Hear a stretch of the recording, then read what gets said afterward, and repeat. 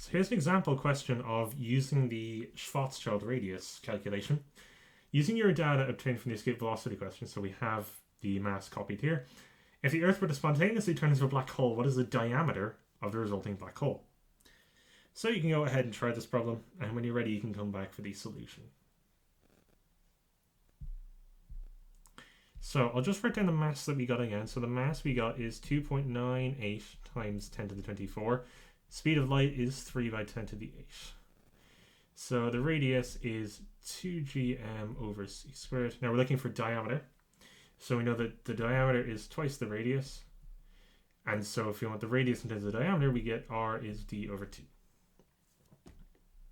So I'll write this as d is 4gm over c squared. We had d over 2 and we multiply over. So the diameter is 4 times 6.67, 10 minus 11, 2.98 times 10 to the 24, all over 3 by 10 to the 8 squared.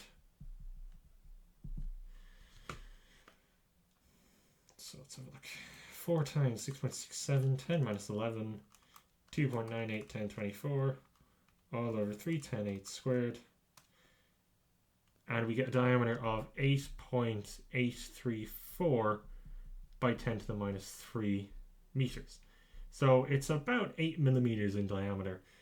If you can imagine everything on Earth, absolutely everything, that we've estimated the mass from a previous question, so there's going to be a lot of actual errors in this. But if you can imagine crushing the entire Earth into a diameter of 8 millimeters, it would become a black hole at that point.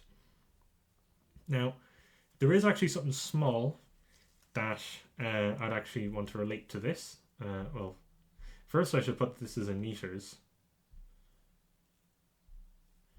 But secondly is, what would this actually cause?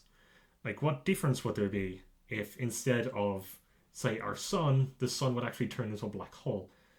So the mass isn't going anywhere. The mass is conserved because the conservation of mass has to be a thing. And it would actually have no drastic changes. All of our planets would continue orbiting this new black hole as if nothing happened. I've actually referenced this before, but if the sun were to actually spontaneously turn into a black hole, we wouldn't realize for 8 whole minutes. We'd probably all freeze to death because the sun is no longer providing UV, and we'd be subjected to the vacuum of space, which is close to absolute zero in terms of temperature.